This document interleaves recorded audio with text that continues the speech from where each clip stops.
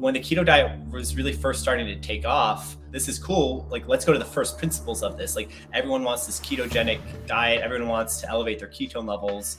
What is this ketone? Like, can this ketone directly be made? Like, what, can you just drink a ketone? Fast forward from there, in 2017, we launched the first ever ketone drink. There's a lot of ground to cover here because drinking a ketone is not the same as doing a ketogenic diet. There's some really important differences there that the ketogenic diet or low carb diet will do for you that a ketone drink can't, and then vice versa. There's things that a ketone drink can do for you that a ketogenic diet can't. They said what I think a lot of people like you and me in the community have been saying for a decade, which is like, hey, there's an even bigger pandemic than COVID, which is metabolic health. Like 10 times many people are dying from like these avoidable. Like 88% of Americans are metabolically unhealthy. Like a massive portion of Americans are pre-diabetic. It's like even like adolescents, right? Michael Brandt, welcome to the Keto Camp podcast, my friend. Ben, thanks for having me on. So I interviewed your co-founder, Jeffrey Wu, a couple years ago. We had a great conversation, and I'm a big fan of H.V.M.N. and what you guys are doing. Not just with your products, but your research and just the mission that you guys have. There's a lot of synchronicities with our mission here at Keto Camp. So I'm excited to have a conversation with you for the first time. And we'll get into some metabolic flexibility, the metabolic health crisis, exogenous ketones, endogenous ketones, MCT oil, and a lot more. Before we get there, let's go back to your story and how you got involved with the biohacking health space in general. Great place to start. I'm from Chicago, originally went to public high school, got into Stanford for college and studied computer science there. That's where I met Jeff, one of my favorite people, my co-founder. And we were both computer science guys, big engineers. Jeff sold his first company like right out of college, had a big exit, this amazing entrepreneur. I was early at YouTube. So I worked at YouTube for my first couple of years out of college back in the Gangnams. Remember Gangnam Style? Yeah, of course. Back in those days, that was the first video to ever hit 1 billion views, and I was the product manager at YouTube on that, and that was super cool. And Jeff and I both just were really passionate about how to like better human performance, and I started getting into marathoning. I became a sub-elite marathoner. I run 6-minute miles for the marathon. We were doing all sorts of stuff. We've done extended fast. We did a 7-day long fast. We had in San Francisco, where we were located at the time, we had a weekly biohacker breakfast where people would, in our community in San Francisco and Bay Area, would fast for 24 hours, 36 hours beforehand, and we would all break our fast together. We were wearing continuous glucose monitors, tracking all of the things. This is early on biohacking, early on quantified self. And when the keto diet was really first starting to take off, we, being the engineers that we are, we're like, okay, well, this is cool. Like, let's go to the first principles of this. Like, everyone wants this ketogenic diet. Everyone wants to elevate their ketone levels. What is this ketone? Like, can this ketone directly be made? Like, what, can you just drink a ketone? And fast forward from there, in 2017, we launched the first ever ketone drink, and we got a big contract. Our first big customer on it was the US DOD, the Special Operations Command. We got a $6 million contract going there. That's a big contract. Yeah, big contract. And it all kind of has rolled from there, where we've, made product updates along the way. We've gotten a ton of other amazing people involved, and off to the races. And I think that there's a lot of ground to cover here, because drinking a ketone is not the same as doing a ketogenic diet. There's some really important differences there that the ketogenic diet or low carb diet will do for you that a ketone drink can't, and then vice versa. There's things that a ketone drink can do for you that the ketogenic diet can't. And it's a really interesting time. I think we're still in the very early days, and there's a lot of research going on, and it's an exciting time. It feels like we're at the kind of front end of something really big here. Yeah, it's super cool. And there's new research coming out just about every single month on this topic. We'll get into the ketone discussion, but let's first discuss why somebody might even benefit from a ketogenic life. Let's call it a lifestyle. because of the health crisis out there, diabetes, insulin resistance, obesity. So what have you been seeing out there? What is your mission? I know it's to improve human performance, but why do we have this crisis, and how does a low carb, high fat, ketogenic lifestyle fit into really putting a dent in this disease that we see out there? Yeah, and it's all those things that you mentioned are also massive comorbidities of COVID as well, Yep. where COVID is obviously terrible on its own, but it also highlighted the metabolic dysfunction that is going on in society, where it was just like, diseases don't really discriminate, right? Like that, like if you had a less metabolically healthy profile, you're more susceptible to it. So I think that is not a good thing, but it highlighted a lot of the crisis that is going on. And the Wall Street Journal or New York Times actually just put out a piece recently where they said what I think a lot of people like you and me in the community have been saying for a decade, which is like, hey, there's an even bigger pandemic than COVID, which is metabolic health. Like 10 times many people are dying from like these avoidable, like 88% of Americans are metabolically unhealthy. Like a massive portion of Americans are pre-diabetic. It's like even like adolescents, right? Like I just had a daughter, and it's like it's crazy to think about. You don't even have to be a full-fledged adult. It's like 14-year-olds are pre-diabetic. It's like that didn't really exist in human society before. There's no frosted flakes on the savannah, right? Like there was no way to like give yourself that type of insulin resistance 20,000 years ago, which is like we're in this unprecedented, unheard of state, and we need to course correct off of that 100%. Yeah. And you're referencing the 88%. It's a North Carolina Chapel Hill study that came out in 2018 that showed that they looked at almost 10,000 people in the study. Only 12% of them were actually metabolically healthy, meaning 88%, to your point in your statement, of Americans are metabolically unhealthy. And I would estimate that got even worse after COVID, because that was about 4 years ago, and then COVID hit and people were at home. And now, articles are finally coming out saying maybe we should focus on this obesity crisis, but that should have been the message from day one. We should be educating people on nutrition, meal timing, exercise, the importance of vitamin D. So that's where these conversations and kind of like a grassroots effect, people are getting this information through YouTube, through podcasts, through conversations like this. So it's super cool to do that. And then let's transition here now. So my audience is pretty well versed with keto. They're probably, in a ketogenic state right now. We know ketones are anti-inflammatory. There's several studies that show how it lowers free radicals, reactive oxygen species. And then we see people and companies, I'm not referring to your company, but other companies kind of taking advantage of the popularity of keto, not just with exogenous ketones, but with keto products that have seed oils or, toxic artificial sweeteners, et cetera.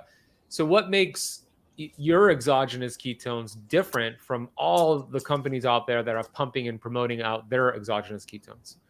Yeah, it's an interesting context that we're in, where this idea of spending more time with elevated ketones is obviously really attractive, and I think there's a lot of money grab. There's a lot of people doing good things too. There's a lot of researchers that are looking at how do we push this further when you have elevated ketone levels? Can that improve outcomes for Alzheimer's or diabetes or traumatic brain injury? There's a lot of brands that are making great products. Like, hey, why is it that our cereal is just loaded up with carbs? Like you don't have to process corn into cereal. You could process something that's way less carby and make it into a breakfast for you instead. And so there's some good stuff going on there. There's a lot of bad stuff as well. I can start with saying there's definitely no seed oils in our products. Our product is pretty simple and clean. It's just a ketone. To lay out the map of, okay, there's different types of exogenous ketones out there. I think one that people have heard about a lot is ketone salts.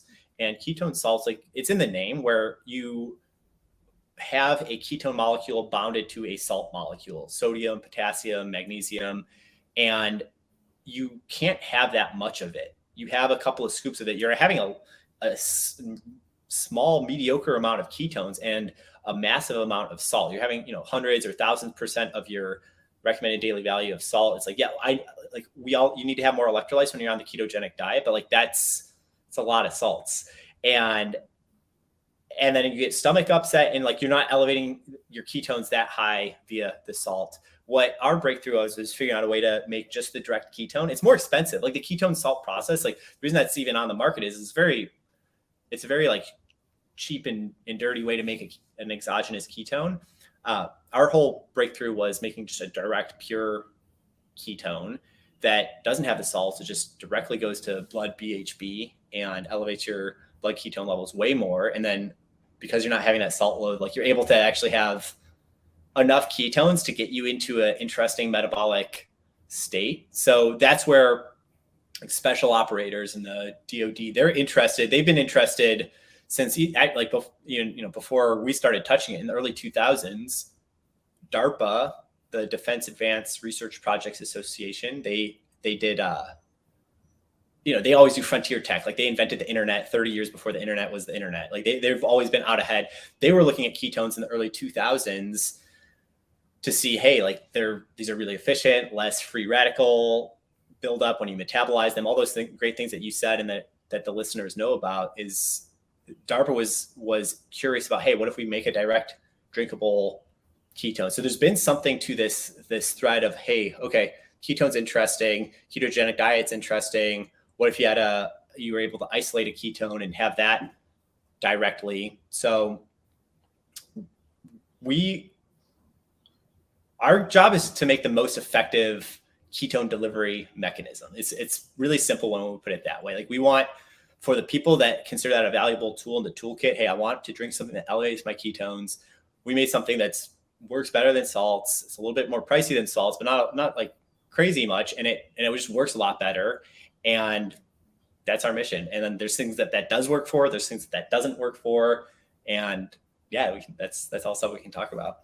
So can you explain the difference between how ketone salts are metabolized inside the body versus how your Ketone-IQ product is metabolized in the body? What's the difference? The metabolism is the same. It's just that in your GI system, like you have to cleave the ketone off of the salt, and then you have a lot of salt. So that ketone that's left is like good. Like the ketone, half of the ketone salt is good and fine. Like that gets metabolized. That goes into your bloodstream. You have elevated ketone levels. You metabolize it, turn it into ATP. All the good things that we know about ketones. Like that ketone is fine. But the issue is that you're left with a lot of salt. Like you end up having like a lot of salt in your stomach, and like you have stomach upset. You can't have that much of it. You get higher blood pressure because you're having like way too much salt. Right. So the kidneys play a role. The kidneys are processing some of that because it's salt, right? So the kidneys are playing a role there with the gut. And then my question with your product, it's not a salt, right? It's just straight up ketone. So there's no worry about that. But is the liver playing a role with your product, or is it going right into the bloodstream? Like what role does the liver play with your endogenous ketones? Yeah, the liver does play a role. The liver turns it's something called first pass metabolism in the liver, where there's a enzyme that directly converts our Ketone-IQ into BHB, beta hydroxybutyrate. That happens almost immediately within like the same amount as like of time that a cup of coffee starts to hit, right? Like you drink coffee, you feel it in like 10, 15 minutes. Like when you have our Ketone-IQ, like if you do the blood pricks, I have a blood prick right here. Like as soon as you do the blood pricks after like 10 minutes, half an hour, like you see your blood ketones elevating to 1.0 plus, depending on how much you have. Like if you have a couple of servings, it's like 2.0 plus. So is that the same pathway that the liver, uses to metabolize alcohol, or is it a different pathway? Yeah, that's a astute question. Yeah. So what is in our product is called butanediol, BDO, and that is converted by alcohol dehydrogenase, which is that is what is used to metabolize alcohols. That turns it immediately into BHB that's immediately enters your blood. Okay, so it is. You can also You can also eat straight BHB. That's something that we've played around with. Like you can eat straight BHB. The thing is with BHB is it's a acid, and it's like the most sour thing you've ever tasted. So you can have a little bit of it, but you also run into stomach upset issues there. We've tried it, and like of course we have. Yeah, we tried everything. Maybe future versions of our product, like the version 1 of our product, what we had was an ester of that BHB acid with BDO, and that esterification made it so that you could stomach it. It was very expensive to esterify it together, and we came to the conclusion that it was just like overly expensive. Like just the BDO, we were able to bring down the cost by 2/3. It instantly raised your blood ketones anyway, and it like also added side effect, like tastes way more palatable. And yeah, I mean, we're still learning. Like I think our premise is get the most efficient ketone delivery drink, and as the science and engineering evolve, like we'll probably update our formula, add in other things. Like I think that we're still really early. We have the best. My sense, I've tried everything, is like we have the best on market today, and let's keep staying ahead of market. It's like if you're Apple and you're launching the iPhone, it's like you want to have the best phone on the market, but you're always kind of out innovating yourself and moving it forward too. Yeah, well said. So question for you is let's get into who should not take exogenous ketones, and then we'll get into the amazing uses for them. So if somebody has either alcoholic fatty liver disease or non-alcoholic fatty liver disease, they have fatty liver, the liver is going to need to process this like an alcohol. So should they avoid exogenous ketones if somebody has this condition? Yes, I would say if you are having any liver issues whatsoever, yes, avoid. The amount of ketones that you're having, like relative to someone who has the disease of alcoholism, like it's not going to give you that disease, like that fatty liver disease, because we're talking about like having a couple of servings of ketones a day. It's very different from like alcoholics will have like many drinks, and it's a lot of ethanol. It's really dumping in there. So less concerned about ketones causing that. But if you are in that disease state, I would stay away from it. Okay. I would stay away from the ketones. That's and like in general, like if you're in any disease state, I would like, check with your doctor. Right. If like abundance of caution. Who else should probably take caution with taking your exogenous ketones, or any exogenous ketones for that matter? Yeah, the one thing to know is that it has calories in it. Ketones have calories in it. So if your goal is like, I want my body to burn fat and turn it into ketones, like, well, anything, like, I mean, to that point, like avocados and MCT oil and all that stuff has calories in it. Like a ketone has calories in it. Like that ketone will temporarily slow down your body's rate of producing its own ketones from fat. So if your goal is like, hey, I want to fast, I want to lose weight, anything that you're eating is going to be counterproductive to that to a degree. I will say that, I mean, we're here talking about the ketogenic diet. It's like some calories are better than others. Like I think we could say avocado better than a bowl of sugar. Like there's certain types, and there's this really interesting study done on just straight ketones where if you have 100 grams of ketones versus 100 grams of sugar, that people are significantly more satiated off of the ketones. And when they measure their hunger hormones, like their ghrelin, which is the hunger hormone, that is suppressed. So it's satiating you, but it's like, it's still calories. And I think it's not this like magical thing. You can't have a donut and then have ketones, and the ketones like, oh, I'm back in ketosis. Like that is not the way to use it. The way to use it is more in conjunction with other metabolically healthy practices. Like if you're going to exercise, instead of having a goo shot or a Gatorade that has a bunch of sugar in it, you could have ketones instead.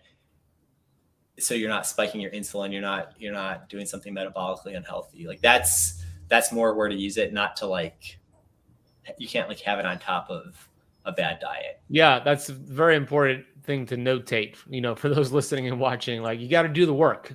This is going to be a great biohack and supplement to your lifestyle, but it's not going to replace your lifestyle decisions, right? So let's get into your product. I actually have a bottle right here for those watching on YouTube. Thank you for sending this to me. I haven't tried it yet. I'm actually going to try it right now for the first time. I have the little cap here. You sent what I saw in the box as well. Was that a glucometer or a ketone meter? It looked like a glucometer. I didn't. It's both. Oh, Yeah. cool. Okay, great. And we sent you ketone test strips as well. So you could have our products. So the bottle of Ketone-IQ has 10 servings in it, and it has a dose cup. And if you just want to like keep it really simple, you can have just the normal dose is 35 milliliters. If you want to get fancy from there, you can have less, you can have more, you can like body weight adjust it. You can adjust it to how you feel, what makes you feel good. You can adjust it to, you can do the blood ketone test and see, hey, I want to get to a certain level of ketosis. So you can adjust it up or down from there. That's why we give it a dose cup. But like 101 level is like, hey, 35 mils, that's the dose. I like to just sip it. Like I'll have it in the morning. I mean, this is a little bit of a sidetrack if we want to go into that, but I'll have it like, I personally like it like as a way to kind of extend a fast. And technically it's not fasting because you're having calories. I use it kind of at the tail end of my overnight fast where I don't want to start having anything like insulinogenic yet, but I'll like sip on ketones and just get really, I don't know, if it feels like it gets me really dialed in, especially on an empty stomach. It doesn't raise glucose, does it? Does not raise glucose. If any, actually, ketones seem to like suppress glucose because. So let's test that. I have I'm wearing a CGM right now, so oh, cool. I'm gonna test my glucose right now. Let's see what it is. I'm gonna drink yours, and then before we hop off, I'll test it again and see where it's at. So let's see. Put this here. My glucose is, let's see, 67. So wow. That's because I did a fasted 2 hours of basketball earlier, and then I had some beef, so it dropped down. All right, 57, and then I'll drink your 67, excuse me, and then I'll drink your. I'm gonna do 35 ml. So I have this little cap here for those watching on YouTube. Yeah. And let's see. Oh, it smells strong. It tastes like sake. It's just FYI. It's got a little bit of a. I'm going to do 30, a little over 30. Actually, it's 30. Yeah. 35. Cool. So take a shot. Will I notice it faster if I take a shot versus sipping it? You could sip it quickly or something. I usually just take it as a shot. How do you like it? It's got a distinct taste to it. It does taste kind of like sake. It doesn't taste bad. It doesn't taste that great. It's kind of in the middle. Yeah. I'm not going to sugarcoat it. It tasted way worse in previous iterations. I think we've gotten it to taste palatable. I mix it a lot of times with like soda water or I just shoot it back, get it over with. Can you put it in coffee as well? You can. I think that doesn't taste good.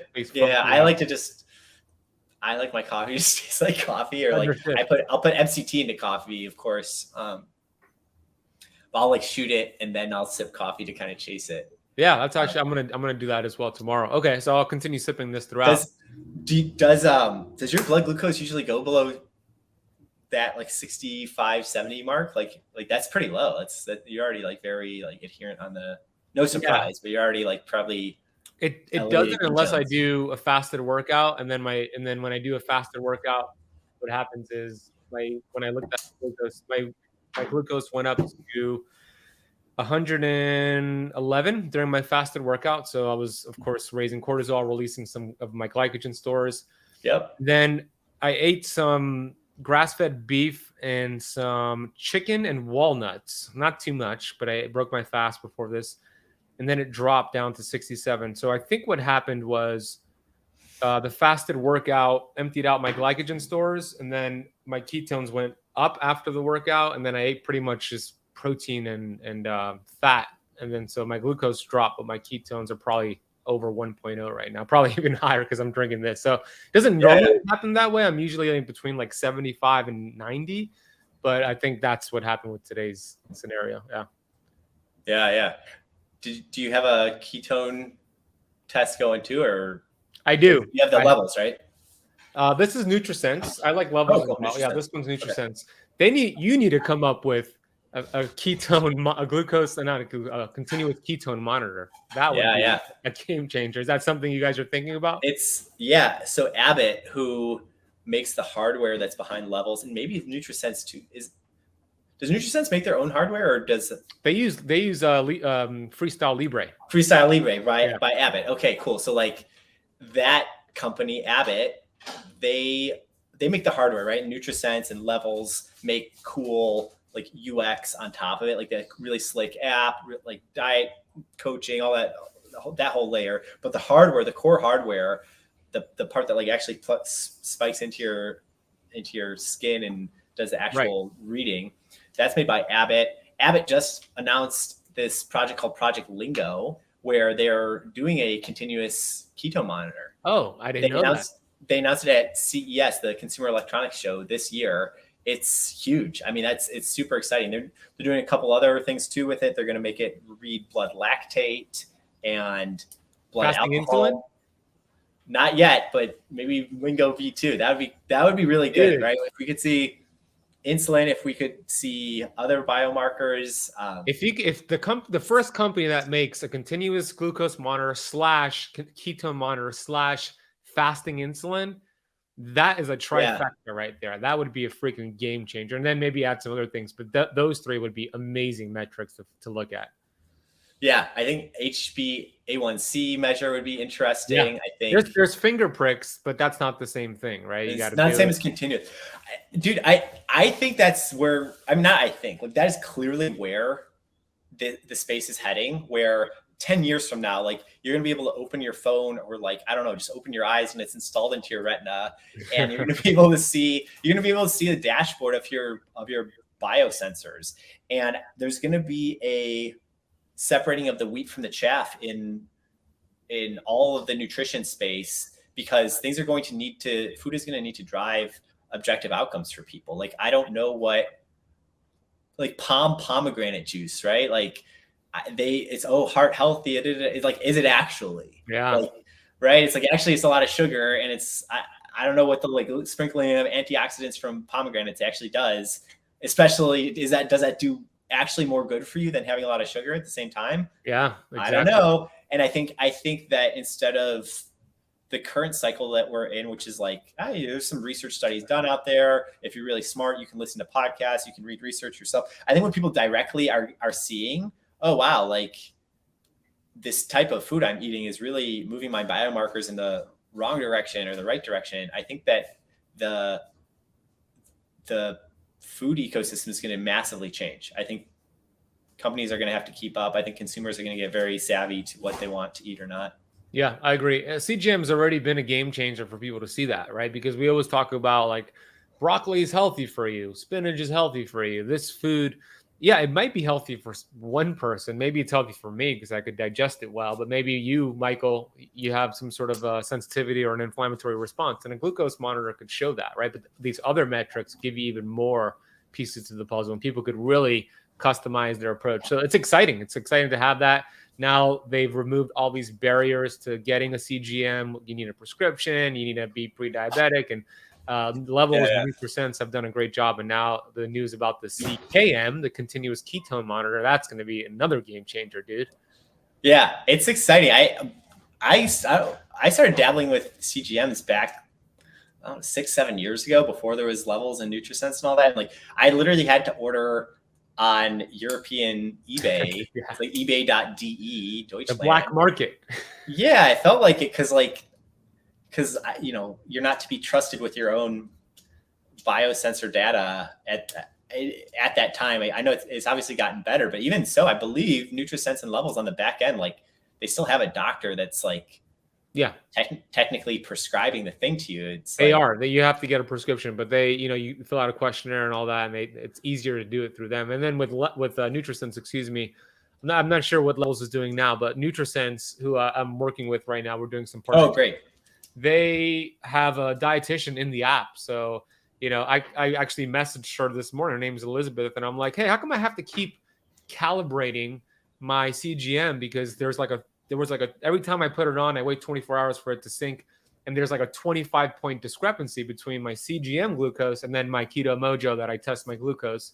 And obviously this is more accurate than the Keto Mojo, but that's a big discrepancy. So she explained to me that, I'll tell you exactly what she said. And this was news to me, which made a lot of sense. She said, it's actually pretty typical for each sensor to need calibration in our leaner members. We have noticed that there tends to be a higher discrepancy between the CGM readings and in glucose meter readings, depending on the placement of the CGM. If it is placed slightly in a muscle, which kind of mine is right by my tricep muscle, the absolute calibration might be a little off. So people are very lean, have a little body fat, tend to need to calibrate more than somebody who's overweight. The probe and the sensor needs to be completely bathed in the interstitial fluid. So yeah, that makes a lot of sense to me. So that's fine. Then I just do 3 readings with my Keto Mojo, and then I kind of get the average there. Yeah.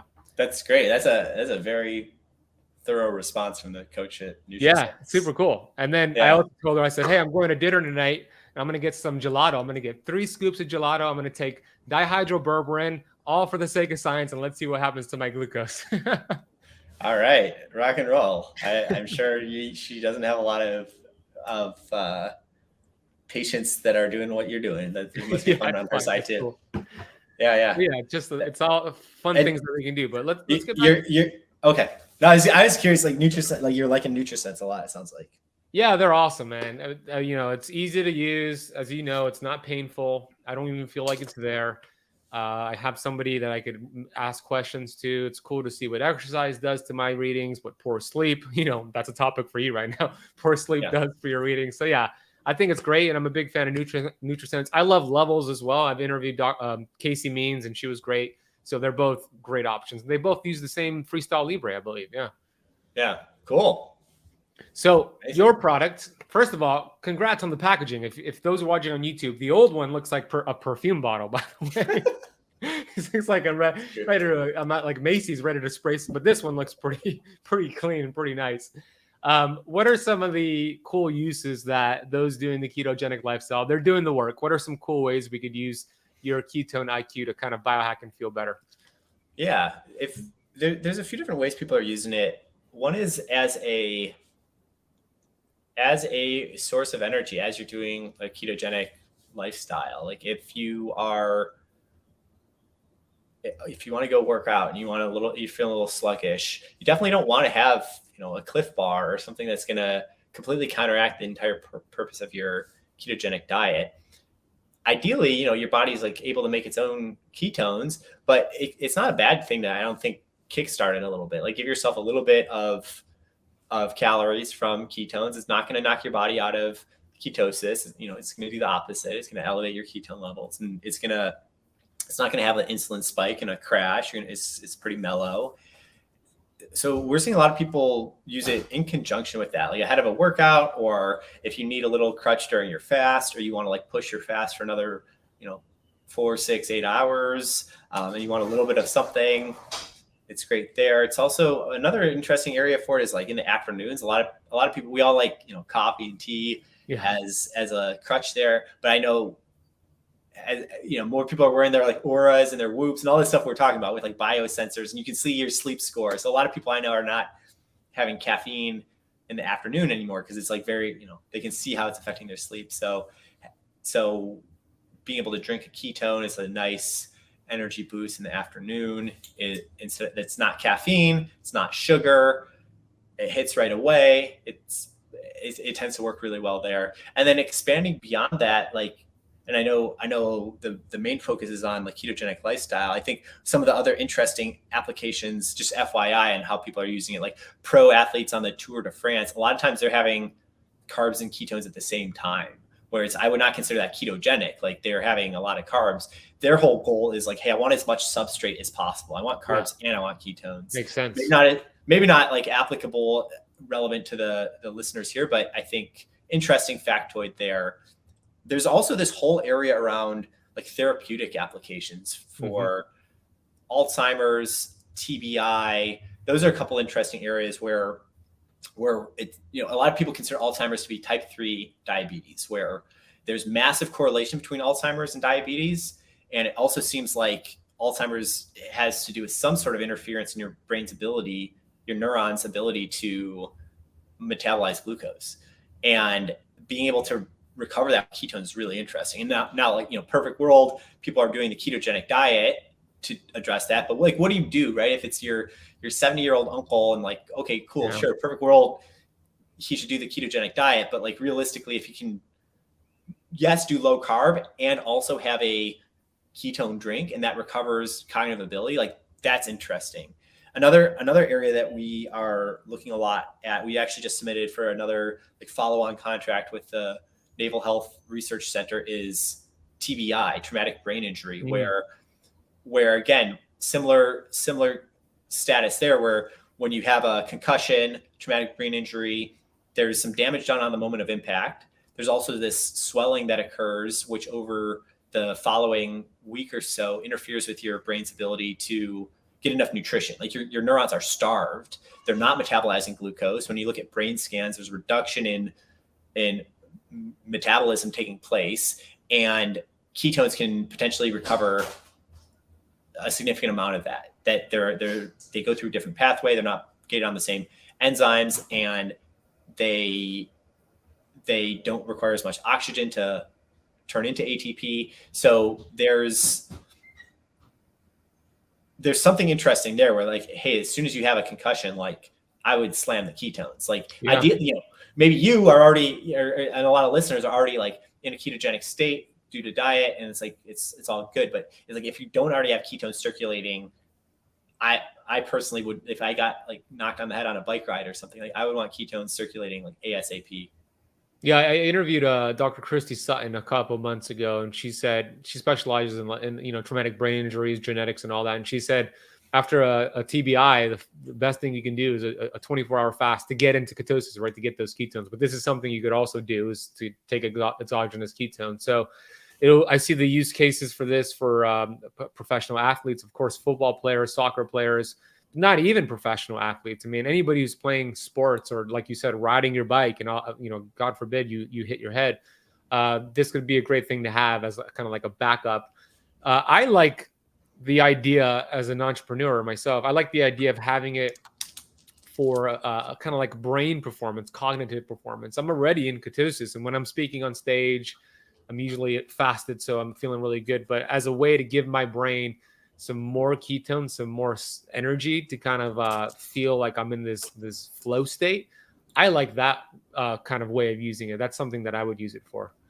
Yeah. A lot of my friends who've never dabbled in the ketogenic diet, I think still have that like intuitive sense of those days where you like miss a meal and you're just like jamming through work. Like you just feel like you're in the zone, or when you're running and you get runner's high, it's like your body's running low on its glycogen stores and you're starting to ramp up ketone production, and it just feels good.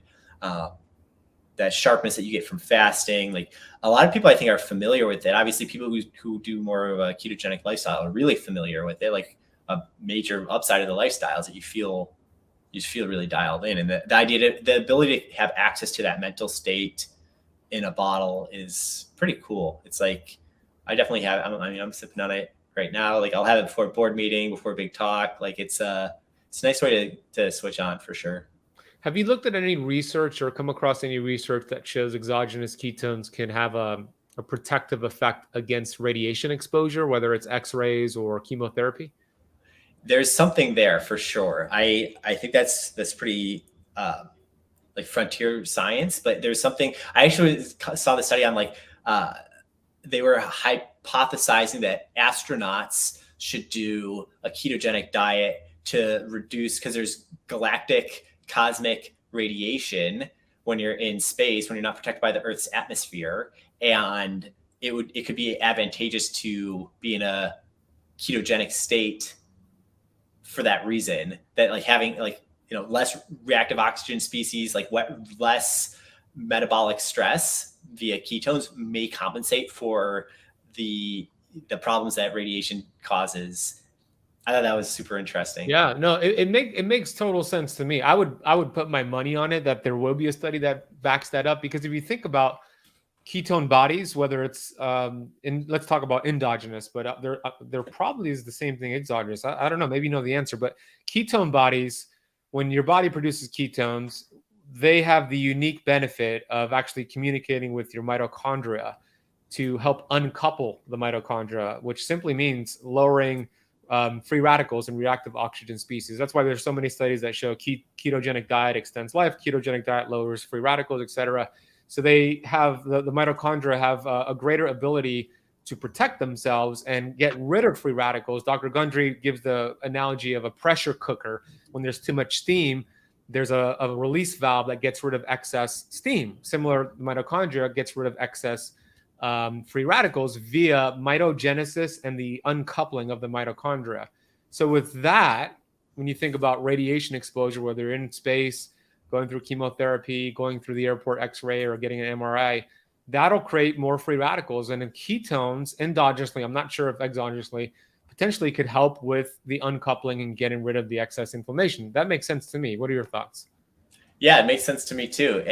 And I was pulling up this study where, yeah, it's legit that NASA, Dom D'Agostino, who I think a lot of people know, expert in this space at USF, he did a study with NASA on they were doing ketogenic diet and like space simulating, hyperbaric chambers, and for all those reasons that you mentioned. And I think it stands to reason. I think it's a really exciting space to be in, and I think that it's a lot of emerging understanding here on the space. It's totally really cool. It's an exciting time to be here, and some of it can be addressed with only endogenous ketones, and some of it can be addressed with exogenous ketones. It doesn't matter exogenous or endogenous. Like when your mitochondria is metabolizing a ketone, and it's creating less oxidative stress compared to glucose, and it doesn't matter the source of the ketone.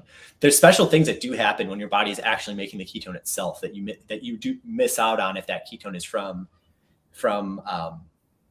exogenous. So I think it's complicated, right? It's like the ease of use of drinking a ketone has certain pluses. The actual ketogenesis has its own set of benefits. I think it's suffice to say it's like all tools in the toolkit for metabolic health. And I think it's cool. I think it's great that research is accelerating here, and we're learning about this new stuff every day. It's like I think one thing a lot of people maybe don't know is like there wasn't like sugar. Like sugar was invented like a couple hundred years ago. Like there didn't used to be sugar. Like the idea of like a pure, wow, this is pure carbohydrate, and exogenous pure carbohydrate, like that was unprecedented. Like you had to go climb up a tree and get stung by a million wasps to maybe, or bees, whatever, to like maybe get some honey. Like that was the extent of it in like some parts of the world. Maybe like there wasn't like sugar. And so now I think we're looking at ketones, and it's like, wow, this is a novel new thing. It's like, well, if you zoom out on all of 300,000 years of human history, it's like we're on pretty much the same spot on the timeline, and we're figuring out like, hey, what can we use these substrates for? Yeah, it's fascinating. I like the idea of using these your product, the Ketone-IQ, for somebody who's has a lot of cravings because of the reference of that study, how it suppresses ghrelin. Yes. So that could be a great for somebody listening or watching. Maybe, you're in the first month of getting, you're fat adapted, you're in keto, but you're still getting those cravings. Or maybe you're having a hard time completing an 18-hour fast. You got those hunger pangs, and that ghrelin gremlin is just making noise. And taking something like this could potentially suppress it. And there's a hormone, cholecystokinin, that's involved with that. So I like that as a great way to kind of use this tool, which is, like you said, one tool in the shed. If you use it the right way, it could benefit you, but you got to know how to use it the right way. Yeah. Well said, man. You also have products that I've been using for a couple of years now, which is your MCT powder. I love it. You have a bag behind you, the vanilla. I usually put a scoop. Yeah, there you go. I usually put a scoop in my coffee in the morning with some sea salt, and that's usually like my coffee. And I love MCT oil, especially C8. Yours is C8, right? Yeah. Pure C8, caprylic acid. It's the good stuff. that I love CA in that your product specifically, because that CA caprylic acid is the one MCT oil that has been proven to raise endogenous ketone production over all the other ones. Now, they're all great. I'm not saying, this one's better than the other, but in terms of producing ketones endogenously, MCT powder CA is where it's at. So talk a little bit more about that product. Yeah, MCT, what does it even mean? Medium chain triglyceride. There are a lot of different kinds of fats, and medium chain triglycerides specifically refers to triglycerides, fats that are 6, 8, 10, or 12 carbon length chain long. Those that generally MCT category are the most ketogenic. They're the form of fat that can most readily turn into ketones. Specifically, that C8, the ones that are 8 carbons long, those specifically can turn into ketones endogenously better than all the other MCTs. C8 is also known as caprylic acid, same thing. And if you're going to get any kind of MCT out there, like definitely look for the pure C8. Like you can get it cheaper if it's not, but it's not that much more expensive. And we're not the only brand that does it. I think there's not a lot of brands that have a C8 powder. Like we have a C8 powder. You can definitely get C8 liquid a lot of places. Just the grocery store, online, all that stuff. Definitely, if you're the liquid be for actually mostly women, but sometimes men. I've seen the liquid version of C8 sometimes cause stomach issues versus the powder, not so much. Have you noticed or heard anything like that?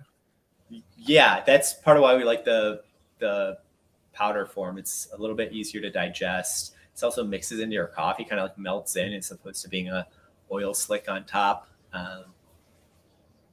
We like it. Yeah. Me too. And there's also, you can also there's some good brands out there. There's some less good brands out there. There's a lot of times in order to make it a powder, there needs to be a fiber that's sprayed onto. And sometimes if a brand is really trying to go cheap, like that fiber itself is made out of corn or it's like carbohydrate. You don't want that. Like it's counterproductive. Like, so we use something called acacia fiber. And that is this is pure fiber. So like it just passes through, like it doesn't count. It's a prebiotic. Yeah. Yeah. It's good. It's like a plus for your gut health. So a few different considerations as you're shopping around for MCTs, but yeah, MCT is awesome. I wish I would like our MCT is amazing. I stand behind it 100%. I wish we'd invented MCTs. I think we not old enough. I think folks like Dave Asprey really put it on the map to begin with. I see in some senses that ketones are like the next chapter of hey, what's a nutritional primitive that is part of the toolkit of the lifestyle here. We have an MCT that's good, but I wish I'd invented MCTs. It's a great product. Definitely, Dave Asprey has been a pioneer. So kudos to him. What are the companies that do the MCT powder the wrong way? No, I'm just kidding. We don't so Michael hooked the Keto Campers up with a 10% coupon code. So if you guys want to get either the Ketone-IQ or the MCT powder, what other products do you have? Are there any other products for them to check out? Yeah, we also have a combination of MCT and collagen. It's a keto collagen. It's the same C8 MCT, and we use really high grade collagen. We also have a line of nootropics. So those are all 0 carbs and mostly acaloric. We have one that's omega-3 that has a small amount of calories in that. Definitely important to get enough omega-3s in your diet if you're doing the ketogenic diet. Like you still want to make sure you're having good ratio of omega-3s to omega-6s. Definitely good to check out our product. It's got omega-3 and vitamin D in it. Obviously, get your sunlight. Like preference to get your vitamin D from the sunshine. If you can't always get it that way, good to take a supplement. I think vitamin D and omega-3 are 2 of the most well-founded supplements to try out. So we have one that has them both together. It's called Keto. It's also got vitamin K in it, which is great. Vitamin K, astaxanthin, a powerful antioxidant, vitamin D, and omega-3. That's it right there on the top right. Keto. So basically omega-3 super stack. Highly recommend it. And then we have a couple other nootropics, and we have a sleep aid and a That's cool. I didn't even realize you had all these. That's pretty awesome. What's in your sleep aid? Let's see. Glycine, theanine, melatonin. That's cool. Magnesium glycinate. Yeah, that's great. I've been actually experimenting with high dose melatonin. I'm talking about Whoa. 200 to 300 milligrams of. Tell me more about this, because I'm curious. Like, I've heard it's like can be counterproductive to take too much, but like, Yeah. you tell you tell me, like, what are you thinking about? Yeah. So before I share that, Okay. I wanted to close the loop for anybody who wants to get any of the HVMN products that we mentioned, or there's others out there.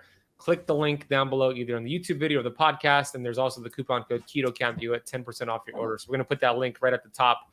So to your question, melatonin. Now, for years, I've been studying melatonin. My friend and colleague, his name is Dr. John Lawrence. He has a clinic in Sarasota, Florida. This guy's like a wizard, right? He's a really smart guy. And he has done probably the most research on melatonin that I've ever seen. He just released a new book this week called Melatonin Miracle Molecule. I have not come across any research that shows taking exogenous melatonin shuts down endogenous production, meaning there's no negative feedback loop. And I've asked so many other doctors and sleep doctors, and there hasn't been anything out there. So he developed a product that's a suppository that has 200 milligrams of melatonin. And then there's one that's called it's called Super Sandman, that has 300 milligrams. And the unique thing about a suppository, of course, it bypasses digestion and it's kind of like a slow release into your bloodstream. But here's something that's interesting, Michael. The mitochondria, there's only 2 antioxidants that could get into the mitochondria. Do you know what those 2 are? Tell me. Glutathione and melatonin. Those are the only 2. So melatonin is, and your product has melatonin. So it's far more than just a sleep agent. It's an antioxidant. It's cancer fighting. So I love the research for melatonin. Yeah, it's super cool. Now I don't take it every night just because, just intuitively, I don't want to take anything every single night, but there's no research that shows it shuts down your endogenous production. Wow. That's cool. That's, I think, an interesting paradigm shift in how people should be thinking about it. Yeah, it's very cool. So I want to try your sleep agent though, because I love the stuff in there, which let me go back to the screen share real quick because I was looking at it. Here we go. I love glycinate, magnesium glycinate, glycine L-theanine. So I want to get this from you. I want to give this a shot. I love the name too, Yawn. What's in your nootropic? Is this one here? Or they're all 3 of these are nootropics, no? We have one called Rise, we have one called Sprint, and then we have the omega-3 one. So cool. Panax ginseng. Yeah, so you got a lot of great products. You even have some gear and a frother and a recipe guide. Yeah, the frother is cool for just mixing your MCT into your coffee. We throw it in for free if you buy a bundle of products. And it's all good stuff. I can say that like a lot of the excitement, a lot of the growth, a lot of the community around right now has been like Ketone-IQ has been just grabbing the most headlines, but I stand behind all of our products. It's all great stuff. It's the Ketone-IQ is what seems to be grabbing the most like headlines. Yeah, I mean, new customers and whatnot these days. The name is great. I love the name. Good job getting it trademarked. It's a fantastic name too. So good job. It's got some great reviews as well. So it looks like, it's actually, people are actually really enjoying it. So kudos to you guys. It's awesome.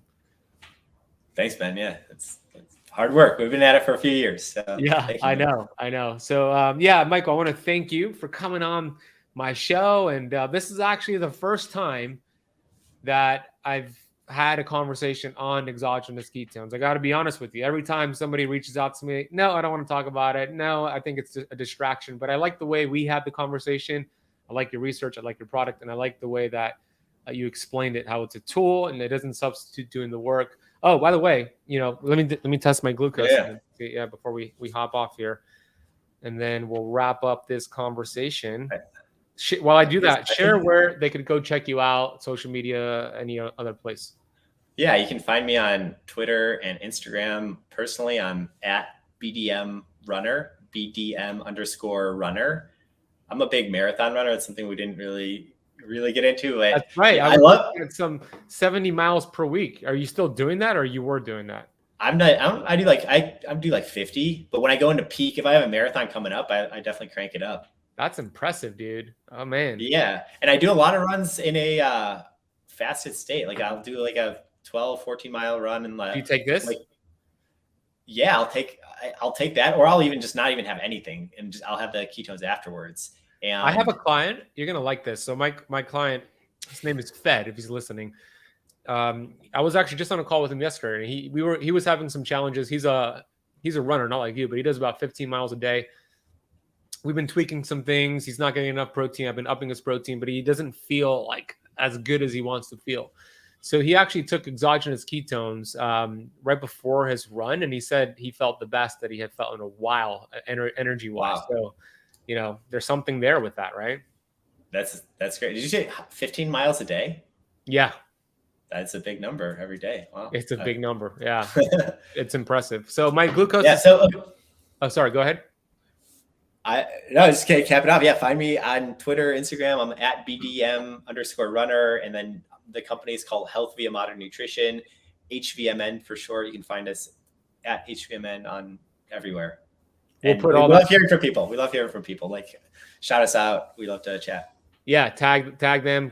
Take a screenshot here. We'll put everything down below. We'll have Rachel, our podcast notes person, everything that Michael just mentioned, along with all the timestamps, all the links, all the coupon codes, everything to be found down below in the podcast notes. My glucose is 68, so went from 67 to 68. That's nothing. It's pretty much stayed the same. Pretty null. And I would say my commentary on that is like it's pretty low to begin with, and it sounds like it's a little bit lower than like even your baseline is normally. So I would be surprised if it like suppressed significantly beyond that. What I'm really curious about is like what's your ketone levels, because you probably, just to guess, like you probably had elevated ketone levels at the start, like 1.0 or something. If you're fasted, worked out, ate a low carb meal, like you're probably already in ketosis. Yeah, I was. Yeah, I was already before I even did the workout. Yeah. I would have to go into the room and do all the testing, but maybe I'll do it. We'll close up. Here's what I'll do. I'll take my ketone readings right after I hit stop. I'll go into the bathroom because I have my meter there. And then when I record the outro, I'll share what my ketones are. Awesome. I'll share it with you too. Cool. Yeah. So yeah, go get all of your products. We'll put the link down below. Keto Camp at checkout, along with all of your information. Thank you for coming on the show. Thank you for you and Jeffrey and the work that you're doing. I love the name Health via Modern Nutrition. I think it's a fantastic name, and it was a pleasure. I'm glad that you were the first person that came on my show to talk about exogenous ketones. So thank you. Absolute honor, Ben. Thanks for the time. Thanks everyone for listening in.